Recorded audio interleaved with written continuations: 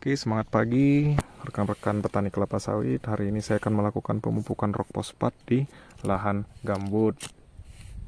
Nah, sebelum kita melakukan pemupukan, kita uji takarannya dulu ya. Saya memakai cup ini ya. Satu cup kosong ini di berat 30 gram ya. 30 gram kita akan coba isi peres ya. Karena sesuai dengan rekomendasi PPKS umur 3 bulan TBM sawit, itu pupuk rock fosfatnya diberikan per pokok 550 gram ya. Ini kita akan coba dulu uji takarannya ya. Peres ini berapa gram gitu maksudnya ya. Biasanya ini di angka 250 sampai 350 gram ya. Biasanya karena saya selalu memakai takaran ini karena masih TBM ya, artinya dosis pupuk yang diberikan masih dalam jumlah yang sedikit. Oke, kita coba lihat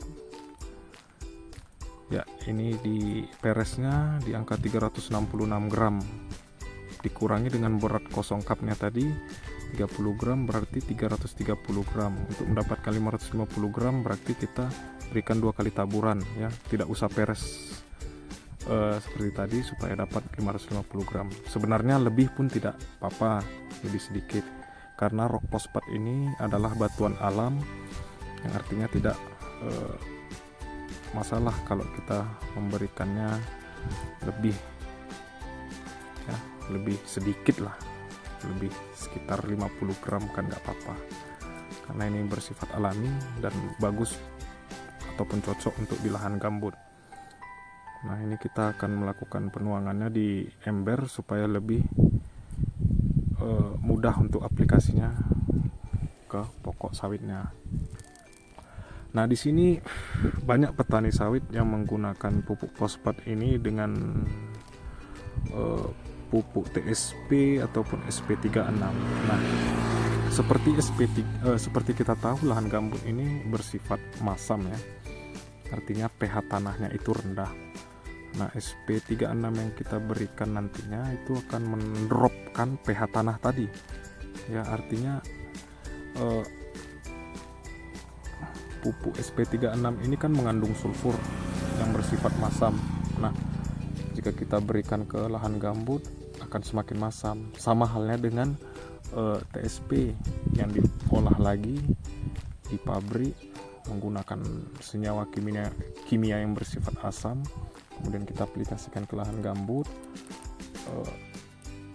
ya akan menambah kemasaman tanah gambut tadi ya. Sebaiknya rekomendasi yang diberikan yaitu pupuk RP, karena ini adalah batuan alam yang digerus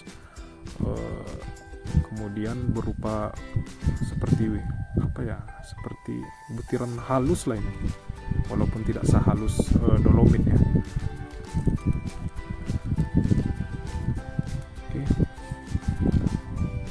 ini kita taburkan secara merata di piringan sawit dengan jarak 60 cm saya berikan dari pokok ya, sekitar 60 sampai 80 cm lah dari pokok, supaya bisa diserap oleh akar tanaman tadi ya. Ini kita taburkan semuanya, taburkan merata. Nah, kita pastikan pemupukan ini semua pokoknya terpupuk ya, karena rata-rata biaya yang kita keluarkan untuk berkebun kelapa sawit 60% biaya itu ada di pemupukan. Jadi sebaiknya kita lakukan kontrol pada saat pemupukan ya untuk petani sawit ya. Kita cek setiap pokoknya ya. Kalau bisa kaki itu berjalan, apa salahnya ya kan? Karena sayang dong kalau duit kita buang sia-sia gitu nantinya kalau tidak kita cek ya kan. Nanti ada pokok yang tidak terpupuk, kan rugi kita ngeluarkan biaya yang banyak tapi nanti hasilnya tidak ada gitu ya. Oke, di sini sawitnya berumur 3 bulan ya. Ini sudah saya pupuk sebelumnya menggunakan dolomit, kemudian ini masuk RP, 2 minggu berikutnya akan masuk lagi urea, 2 minggu kemudiannya akan masuk lagi pupuk MOP. Nah, ini akan saya lihat sesuai dengan kondisi cuaca, dimana pada saat ini cuaca kemarau ya. Kalau cuaca kemarau ataupun tidak hujan dalam 1 minggu, saya tidak akan melakukan pemupukan urea ya. Artinya saya akan melihat juga curah hujannya dalam 1 minggu itu kalau bisa ada di angka 50 mm ya, supaya penyerapan lebih optimal ya kan. Karena kalau kita melakukan pemupukan yang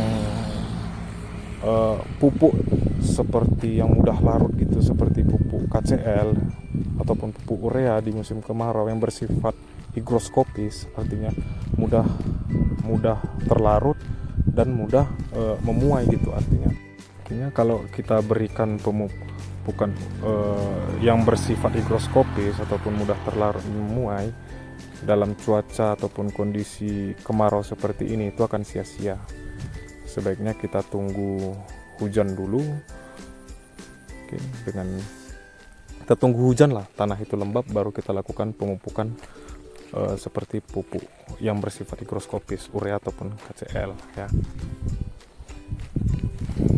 Oke, ini adalah tanaman yang terserang kembang tanduk, sudah tumbuh tunas baru ya.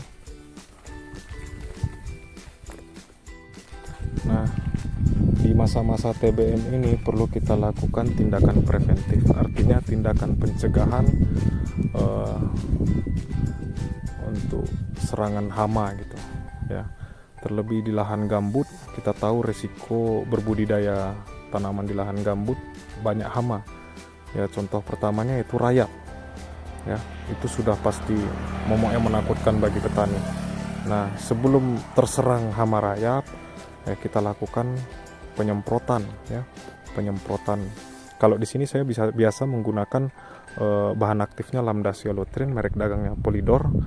Saya lakukan penyemprotan 3 kali dalam sebulan. Ini di masa TBM 0 sampai 6 bulan. Nanti di umur 6 sampai 12 bulan saya kurangi rotasinya menjadi 2 kali dalam sebulan.